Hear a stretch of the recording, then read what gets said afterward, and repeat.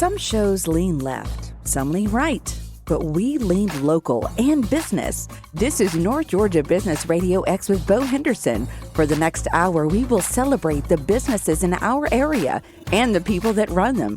Find us on Facebook at North Georgia Business Radio X and online at northgeorgiabusinessradiox.com. Now, here's Bo Henderson.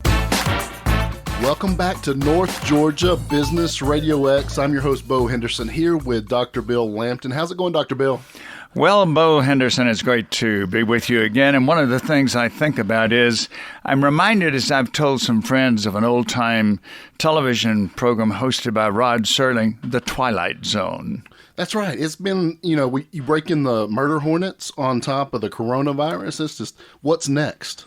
Yes, and one thing I've said about The Twilight Zone, if someone had given Rod Serling's producers the outline of what's going on now and said this would make a good show, the producers would probably have said, we're not going to use that. It's too unbelievable. This couldn't happen in 185 countries across the world simultaneously. Next script, please. That's right. That's too far-fetched, but it's the reality of what we're dealing with now. So what have you been seeing, Bill, is just here in town? We're here in Gainesville, representing North Georgia business. What have you been seeing as far as openings? I know some of the restaurants are open back up. Have you been getting back out? Are you staying home? Where are you? I see both sides of that. I see people passionate about, hey, we're going to be safe and play it safe. I see people saying, you know what, I'm going to go out and get back to my life as I know it. And then I see some people in the middle. I don't know. What are you seeing? I have not hibernated, I'll have to say that. And for a short time, I was reluctant to wear a mask. It just felt uncomfortable. But then a neighbor one day gave me a mask, and it fit well, and so I wear it when I go to the few places I go, which is, I guess, the grocery store. And I don't know, this is indicative of the times, Bo, that we're going through now. All three of the major golf courses in this area have fully booked tee times during the week. I'm not really all that surprised. I was out yesterday, and we were at Outback, and the place was packed. There's actually people waiting in the line. I think people are ready to get back to life as they know it. Oh, yes, and somebody told me that the person who discovers the cure, the antidote, the vaccine, will be a parent who has been at home. That's right. They're tired of staying with the kids. Yes, and one thing I was thinking today, you're asking what I've seen. I'm thinking also about what I have not seen. It occurred to me, I think earlier today, that for a while I was thinking, like other people were thinking, well, gee, we don't have to run our errands wondering about whether we're going to be behind a school bus or not. And it used to be such a bother to be behind a school bus and that long line and that long delay. But now I'm thinking, wouldn't it be a wonderful sight to see a school bus packed with children going to a school and their parents going to work? We can't foresee when that can happen again. Yeah, it might be a reminder or represent a normal as we knew it. That would. Right? Comforting. That's right. Well, that's one of the things that's been coming up, too, is this concept of the new normal. I hear that phrase maybe used a little too much, but do you think we're going to get back to life as we knew it? Some variation completely different or some hybrid there?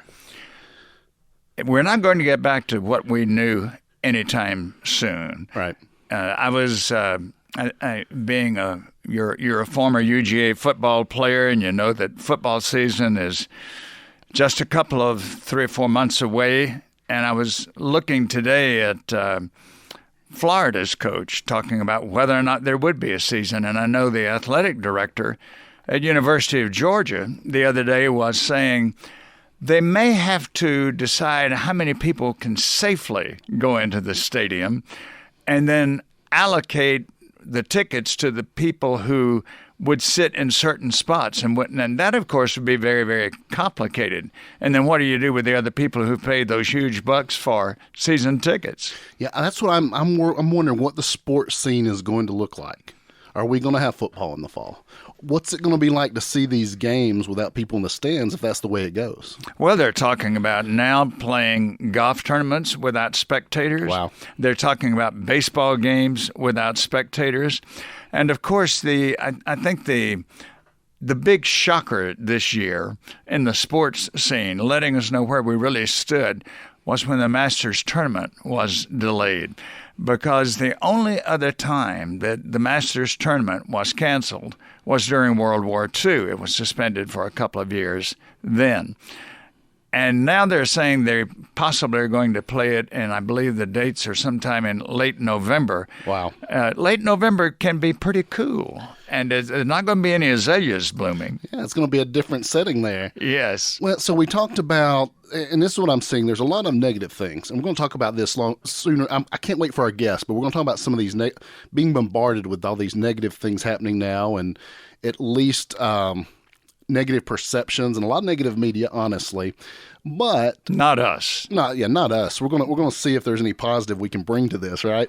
So what I'm thinking, Bill, is I'm looking for it, and maybe you're seeing some of it. I'll share some of my ideas. Are you seeing anything positive coming through maybe this pain or some of this that we're going through now? Any kind of positive shifts or positive things that might bring us out the other side a little stronger, a little better? Very much so. I'm seeing a lot of charitable efforts taking place that probably wouldn't be happening otherwise. And I was talking to a neighbor of mine. You certainly see your neighbors when you're out walking. That's about the only way we can see each other. I was talking to a neighbor of mine just this morning when I was walking my dog, and she was walking for morning exercise. And I said to her, I would think that many religious organizations are going to have a big struggle financially because the people are not meeting. They're not public worship services. And I said, I doubt that people are sending in contributions who are not attending. She said, that's not the case. Wow. With our church. She said, no, we're not able to have our services, but people still feel a loyalty and they feel a need to contribute so that many new needs can be met.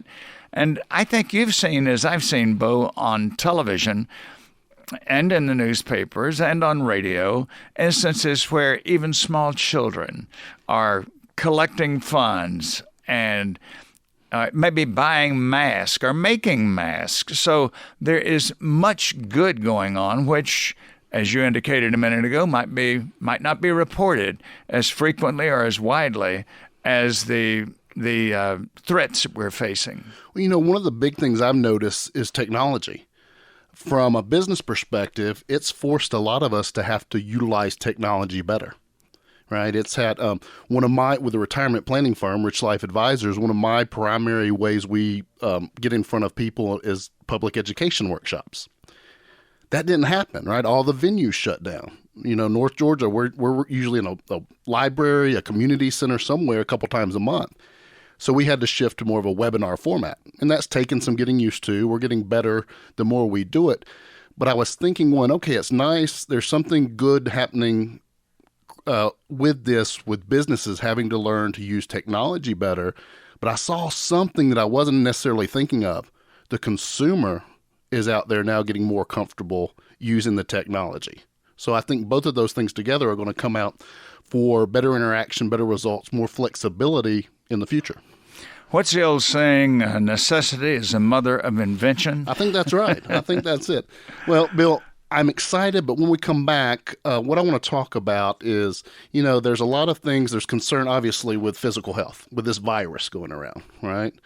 Mortality. Right. Well, yes. and there's concerns with financial health, highest unemployment, people out of jobs, all kinds of things, businesses not being able to operate. But I want to get into and touch on something I've been seeing, and our guest today is going to help us a lot with this. What about mental health? There's some really real things going on there, too, that I think we need to discuss. I'm Bo Henderson. This is North Georgia Business Radio X here with Bill Lampton, and we'll be right back.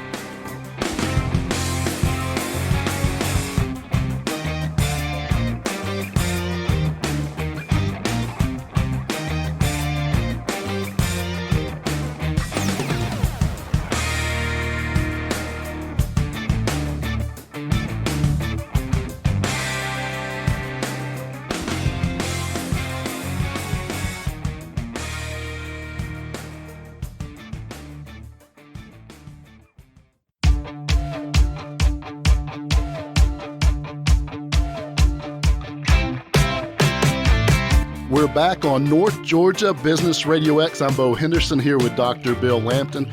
And before we went to the break, we were talking about our new world. What's going on now with life as we know it. But we started talking or started the conversation around mental health.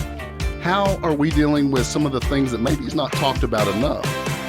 I don't know about you, Bill, but I'm seeing a lot of fear, anxiety, worry, some things that can have big consequences that aren't really being talked about. Emotional distress. Who doesn't feel it? Right. So one of the things I was going to share before you bring in our guest, and I think she's going to be the authority to help us think about this, talk through this, and maybe even give us some actionable things on what we can do.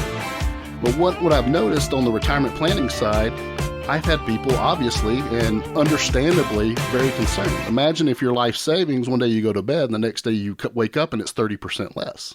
That's been a reality for some people here. And my message kind of in the role is that financial quarterback for a lot of clients, I've been having to say, okay, let's do this. Let's actually, first step, let's step back, remove ourselves from the emotion of the situation, take a deep breath. Let's just breathe. And then once we step back, let's put all the pieces on the table. What is the reality of the situation now? If your 401ks drop 30%, we need to just state that. What's the reality of the pieces now? And then once we have a picture of all the puzzle pieces, then we can come up with a plan to move forward the best way possible. So that's been some of my financial advice on how to deal with some of the anxiety and worry. But our guest tonight, today, I believe she can take us another step forward with this, Bill. So would you bring in our guest, a good friend of North Georgia Business RadioX? Yes, she's been with us before and is making a return engagement, which we're very happy about. Dawn Echols, licensed professional counselor, certified professional counselor supervisor, life coach, clinical psychotherapist. Dawn is a clinically trained and licensed mental health professional who works with both individual adults and couples about problems of living. Her specialties include anxiety management and personal growth goals, as well as mental health issues. Dawn is the owner and executive director of Dawning Phoenix, good play on names there, a small private practice based in Gainesville, Georgia. Her practice offers in-person and online counseling options, and I'm sure the online has increased. Dawn, welcome to North Georgia Business RadioX. Thank you, Bill and Bo. I'm glad to be here today. So, Dawn, just right off the bat, what's your take on everything that's going on? We have a lot of noise and a lot of fear, and our brains are wired for fear, Bo. Everyone responds differently, even though we do have the universal experience of fear, and humans do universally respond to fear. But I think the way we each respond differently is not only dependent on our temperament, but also on our coping resources and actually material resources people have. One of the things I was thinking about when I was coming in today is that, with suburban sprawl, many of us may say, well, I can do this. I'm okay. We have yards. We have neighborhoods. We may have, hopefully, some people have some savings. We may have other resources. Some of us may be able to continue to go to work, and we may be able to figure out ways to respond if we're seeing a reduction in our income. But that's not everybody. Some people may be able to handle it because at a poverty level, if they don't have a disruption in services such as Medicaid, for instance, which I've seen in the past, both in my work and in other jobs, then they may be at a level that is not as impacted because as long as that little bit that they have is not affected, they're able to continue. And so for them, it might be more of an emotional response or the concern of physical danger that has to do with the virus. So everybody does respond differently. Everybody has different coping mechanisms. But I think we have to recognize that what to me I think stands out is that we have a lot of noise going on. We have a lot of fear, and that noise is driven by uncertainty. And you guys were talking in the previous segment, and it reminded me of existential concerns, so to speak. And that is basically the question of life and death. Death is an event that we would like to control, and control is often in our lives an illusion.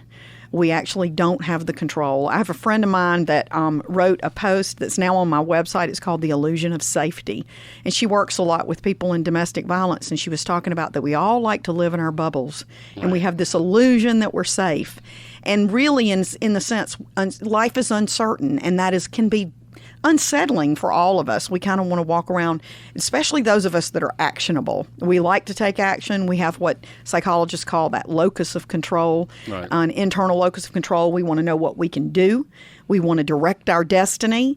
I'm definitely one of those people that embrace and endorse that quite strongly. I want to take charge of my own life and decide what I'm going to do and where I'm going to go and meet my goals.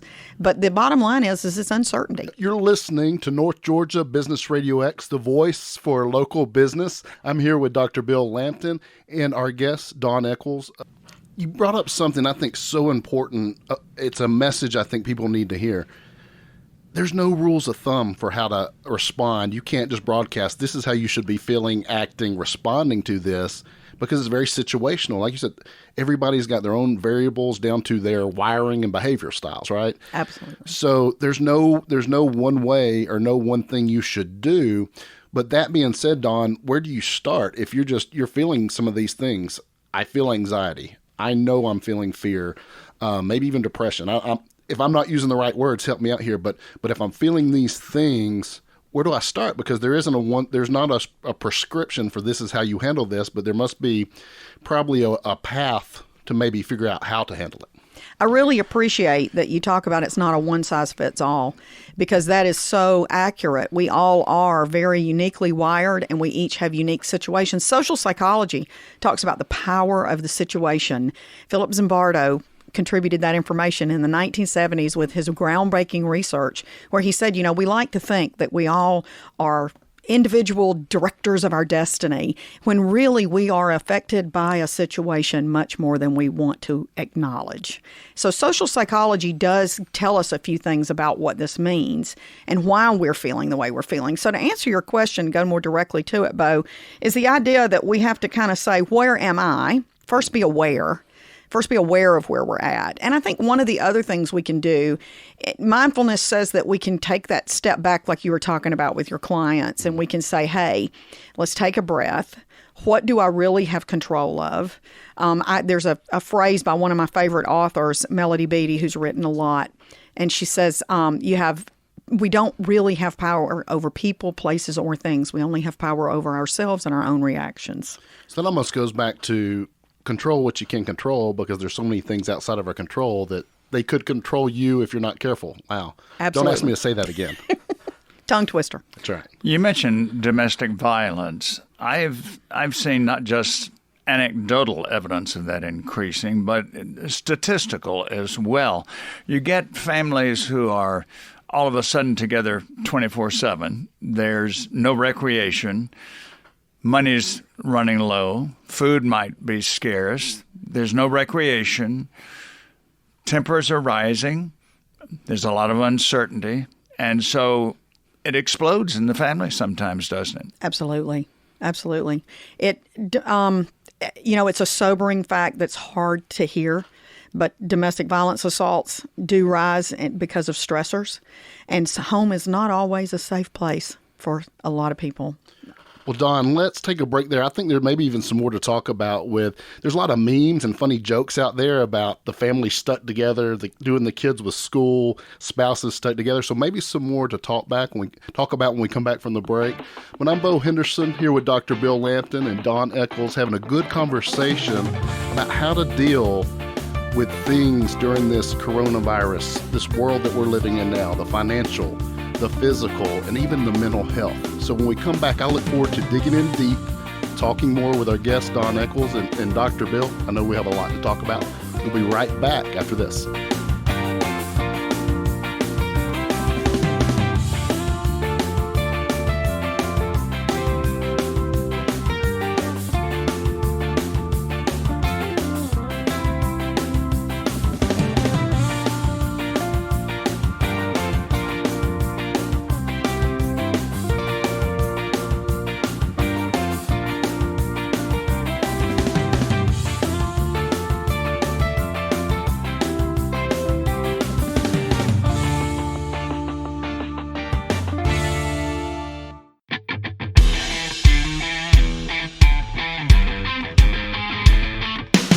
We're back on North Georgia Business RadioX. I'm Bo Henderson here with Dr. Bill Lampton. and our special guest, Dawn Echols. Now, one of the things, Bill, we're highlighting here at North Georgia Business RadioX, we like to highlight and give a voice to our local businesses and the people who run them. And Dawn has her organization, Dawning Phoenix, helps people with all kinds of counseling issues, and we've talked specifically about anxiety, depression, fear. But before we went to the break, we were talking about families kind of being quarantined at home together. Now, Dawn, was there anything with that we needed to kind of tie up as far as what's the reality of that dynamic when we might be used to a life in a world where we spend a couple of hours together a day, and now we're just stuck? That's right. And, it can be a good opportunity. We can talk about positive things. I know that's one of the things we want to do today. But you did, both of you, and especially Bill, brought out that he caught that domestic violence reference I made because that's one of my specialties, and he knows that from a long association with me. And domestic violence assault can go up in stressors. Family abuse can go up. And that can be on the partner that's a target of abuse, and it can go as well as on the children. So unfortunately, the sad thing to kind of have to absorb or hear is that home is not always a safe place. And we think of, home is the only safe place to be right now because of this uncertainty around an unknown prior non-existent virus that poses and raises this fear of death, this existential challenge of how do we live and die, right? But at the same time, the quality of life is the area that can concern counselors. We're interested in improving quality of life for every client that comes in, and anyone that works in advocacy, whether in domestic violence or in counseling at large, is actually working in service to try to help people improve their quality of life. Well, let's talk about that advocacy piece while we have this topic on the table, Dawn. So our safe space that everybody's saying we're supposed to be safe at home, if we find it's not safe, what's the answer? What do we need to do? Right now, I tell you, Bo, it's a real challenge, and it's one that the domestic violence advocacy community has started raising very quickly when the shutdown for the state of Georgia came out. Immediately, the Georgia Commission on Domestic Violence did a good job about immediately making our legislature aware, hey, this is going to come with risk. Not only do assaults go up, suicidality can go up, depression can increase even in people who may not consider themselves normally at risk for that. Any kind of mental illness issue. This can create stressors because it's not normal. And any change from normal can be a stressor, and it can trigger symptoms of other illnesses that are not as well known to people and are very much private for people. So yes, one of the things that is very helpful right now is we have a lot of hotlines. For domestic violence, it's 1-800-33-HAVEN. In Georgia, you can dial 1-800-33-HAVEN, and they will route you to the closest shelter near you. You do not have to go to a shelter. Hotlines are great at helping leverage resources. One of the great things about our shelter here in Hall County is they serve the community, and the shelter is simply one of the flagship services, so to speak. Okay. But many people benefit from that shelter, and I call it the shelter. See, I just did it. And they actually get lots of community services. You might think of it as a community center more so than actually a shelter. The shelter is for people who really do need to live there, but actually they reach out and help people with a wide variety of things that cause what we call abuse. Don, I'll give you a couple of extreme and very sad examples. I have a daughter who lives in Savannah. So we talk several times a week, and I mentioned to her recently that I'd heard that domestic violence was on the rise. She said, we've had 2 cases here in Savannah this week where the parents in each case killed a handicapped child in their family. And that's it's really hard when we talk about using mindfulness and taking a breath and realizing what we have control over. I can feel the seriousness of that. As you say it, I feel the sadness and the grief. And to remain professional in a way and to stay present in this interview, I have to almost back up from that feeling, which reminds me, I saw a great song, and that goes to this topic to kind of talk about the noise and fear that we started this segment or the last segment with. And on Songland, Julia Michaels, the pop singer-songwriter, was a featured guest. She's never accepted a song written by anyone other than herself because she's a singer-songwriter. And one of the young people, and of course that dates me somewhat because they might not be that young, maybe just because they're under 30, but his song was called Numb. And he talked about not wanting to be numb and how that's a contradictory feeling of a lot. And he even had, like, they were talking about making it a video or whatever. And she didn't choose that particular song. But I was so touched by that as it helped me not all of us do cope the same. And this young man was talking about being in the noise of a modern day technology society with a constant overload of information, and how he wants to do more. He doesn't want to be numb to all this stuff he hears. But numbness is kind of a response people get to because they get too much of it. It's overwhelming, and we shut down when we're overwhelmed. On North Georgia Business Radio X, I'm Bo Henderson here with Dr. Bill Lampton and our special guest, Dawn Echols. Well, speaking of overwhelmed, I'd like your advice, and I know our listeners would. We need to be aware of what's happening. We need to keep up with it. But to what extent are we overwhelmed? How many news broadcasts should we hear? How many newspapers should we read? How many commentaries? I mean, if we wanted to, this could be all we listen to all day. What do you think is a moderate, sensible way to inhale everything that's happening? Absolutely. That's such a great question, because one of my notes in preparing for today was to talk about the level of negative input that we're getting. And our brains are wired for fear. They are supposed to be that way as a survival mechanism. That's how we've evolved as a species. That's why I always laugh when I refer to us as humans as top of the food chain, because in a sense, nature will remind you we are just very small. Right? And this virus certainly can remind people that we are not as in control of everything that we Not think. invincible. No.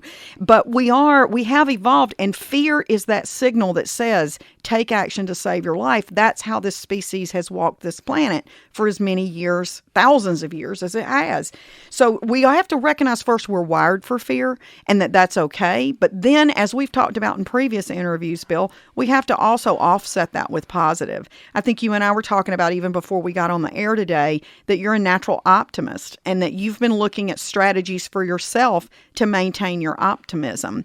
And I was just thinking when you asked me that question, we talk about the mainstream media gets a beating, and we talk about, and I'm not defending them necessarily. I think we want to see responsible journalism, but I think social media is a source of a lot of potential input that we need to kind of at least be aware of what we're doing.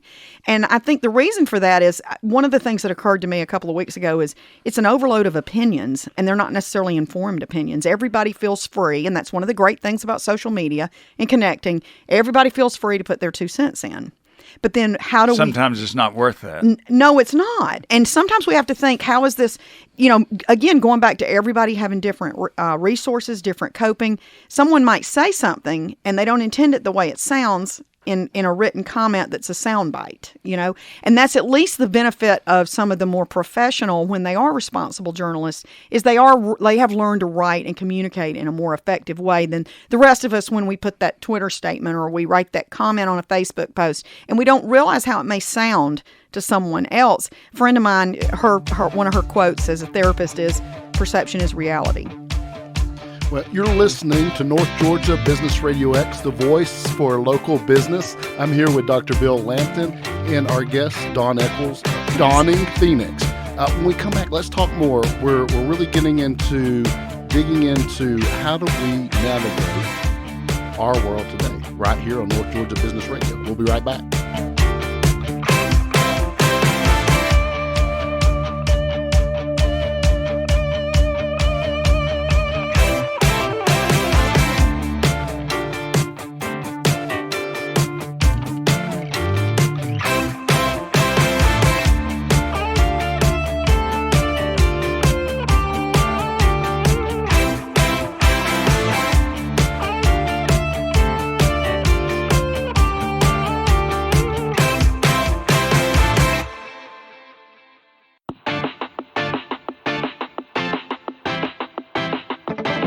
We are back on North Georgia Business Radio X. I'm here with Dr. Bill Lampton and Dawn Echols, and we're talking about mental health, emotional health, if those are the right ways to say it, Dawn. Again, correct me if I'm wrong when I say these things. but it's so rich of a topic and so many areas we can go into, and we're at such a unique time now. So with our last segment, where do you think we need to go for our listener out there navigating the world today?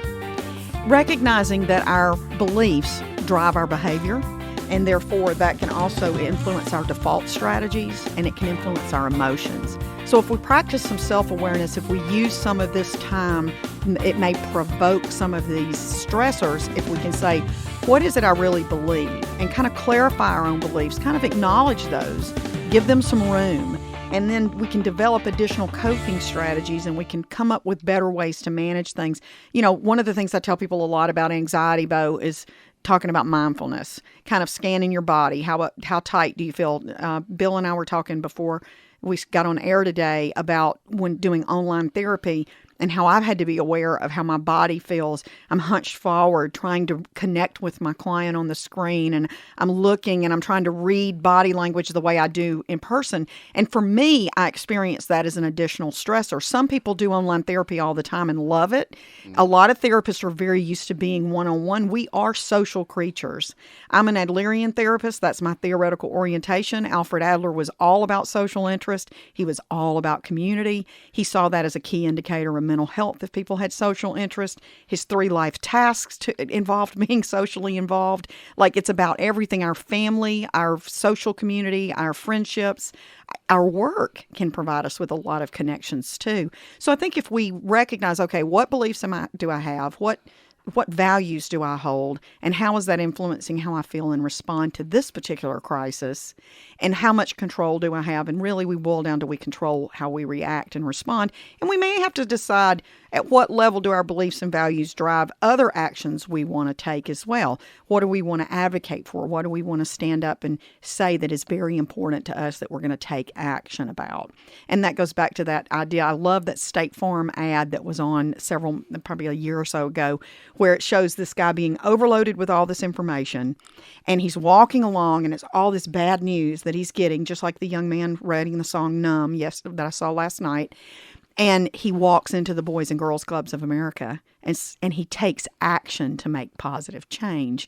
And that's why therapists come to work, is we want to help people make positive change in their lives. So if a listener's out there feeling a level of depression, a level of stress, a level of anxiety, and they feel like they've run out of coping strategies, reaching out for a therapist might be a good idea. There's lots of ways. I love how when I was in grad school here at Brenau University, right here in Gainesville, Georgia, they said, sometimes people get better all on their own. They don't necessarily need, we do. That's the great power of being human. And so dealing with all that noise, the last thing I want to say, since we are here in North Georgia, is kind of acknowledging and leveraging for people who have a spiritual practice or a faith practice. If we can leverage our spirituality and use that to frame our view of this existential idea of life and death, what do we believe? What values are our core values?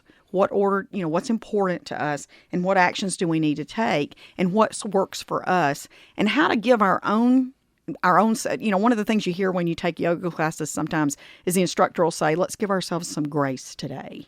Give yourself some room. And so when we try to provide that to other people, I think we need to remember it's not just about our own emotions. It's not just about our own fear. It's not just about our own feelings, but keeping in mind that someone else may be in a very different place or a very different perspective. They may have different coping strategies. They may have different resources. So if we can give them the grace that we would like to receive as well, that may go a long way to helping all of us take a little bit more of a collective breath, put some positive stuff out there, focus on the good, I had a neighbor sat outside. We've been neighbors 5 years, and one of the teenagers was out playing guitar. It nearly moved me to tears. I haven't heard that. And they're a wonderful family. They're outside a lot, right? But this something about being at home is creating some good things. So it'd be great if we can do more of that. I hope our listeners are taking some notes, Bill. This is some good stuff. And you're listening to North Georgia Business RadioX. I'm Bo Henderson, here with Dr. Bill Lampton and Dawn Echols with Dawning Phoenix Counseling. And we're getting some good stuff here, Bill. Yes, we are indeed. And one of the factors that we haven't talked about, we've talked about being shut in with families, but we haven't talked really about the impact on us of being shut away from our friends. In years past, we've talked about people who were shut-ins, and that was usually people who were older or very, very sick. They were shut-ins. Now we're shut-ins. And we're really, one of the voids we have, Dawn, is that the friends that we used to have meals with, a wine club or a dinner club or a bridge club or whatever, we've got a void there that all of us are feeling as well, don't we? Absolutely. I'm so glad you brought that up, Bill. That's such on point with, Alfred Adler talked about the task of social, when he talked about the task of love, the task of work, and then he talked about that third task that really goes to friends. And so if we are not involved, and he used to do therapy on stage in the town hall and invite the whole village because he believed we should all be together and we could help each other and we should all be interested in our community. And we are social beings. It's how we've survived, our tribe, our belonging. We need group belonging. And at the same time, social psychology talks about when we talk about group belonging, we need to understand that has a positive, and that's what you're speaking to is when we miss those friends. Sometimes in therapy, we call that family of choice when people don't live near family or they've been through something like what we're talking about, these tragedies with family not being a good or safe place, and they go and build a family of choice with people who are safe, that accept, support, encourage. And so when we don't have that, there is a big, and I don't know about other people, but for me, the phone is only one means, and it's a poor substitute for in-person for me. I do it. I love the phone, can talk on the phone, been doing it for years. At least we have FaceTime. Absolutely. But there's something about the energy of being together. And so when we do this about social belonging and being in a group, the flip negative, most positives have negative, most negatives have positive. And so in-group and out-group, again, going to social psychology principles, says this is the in-group, this is the way everybody should be. You're the out-group, you don't belong, you differ with us. And so if we think about more of recognizing where we belong, where we feel that we belong, where we feel our belonging with our friends, for instance, and then be aware that we don't want to treat other people as though they're an out group just because they disagree or because they have questions or because they're concerned and their concerns are different than our own. Well, Dawn, again, this is such an important topic. We're talking about our mental, our emotional health. For those listening out there, any key, 2 or 3 bullet points to take away from what they should know today from our conversation? Yes. Identify what you can do. Mm-hmm. Be aware of your own feelings and behavior. Make a conscious list of coping strategies and things that you want to come up with that you feel are working for you. Recognize if that's not working and identify if you need more. And if you can, reach out for some professional help for that if necessary. Read things. I've just picked up a book. I can't wait to read it. Just heard about it in one of my own trainings this past week called Emotional Inflammation. And it talks about this noise and fear. It specifically speaks to the noise as causing emotional inflammation. And she's using the idea of physical inflammation in the body that we've been hearing from our doctors for so long. Right. And that this kind of noise causes emotional inflammation. So we've got to find ways that speak to each of us. Some of us do well with some strategies, others do well with others. Everybody benefits from getting outside if at all possible. Well, if somebody's out there listening, Dawn, they say, hey, I might need a consultation. I might need some help with this. What's the best way to take a next step or get in touch with you?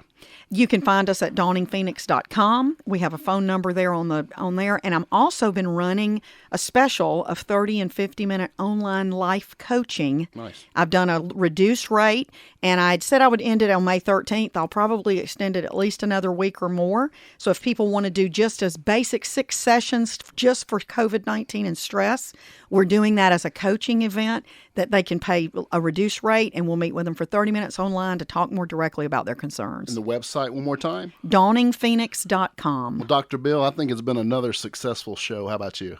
Yes, I definitely think so. And one of the things, Dawn, I would underscore is that in all of this incredible stress that we're going through, none of us should be ashamed of our feelings of fear and uncertainty and inadequacy. And expressing those, I think, is a great part of healing. Absolutely. It's been another great show, guys. You've been listening to North Georgia Business Radio X. See you next week. You've been listening to North Georgia Business Radio X with Bo Henderson. What local business do you know that should be highlighted on our program? Let us know. Just search North Georgia Business Radio X on Facebook or contact Bo at businessradiox.com. Thanks for listening. See you next time. And remember to support our local businesses.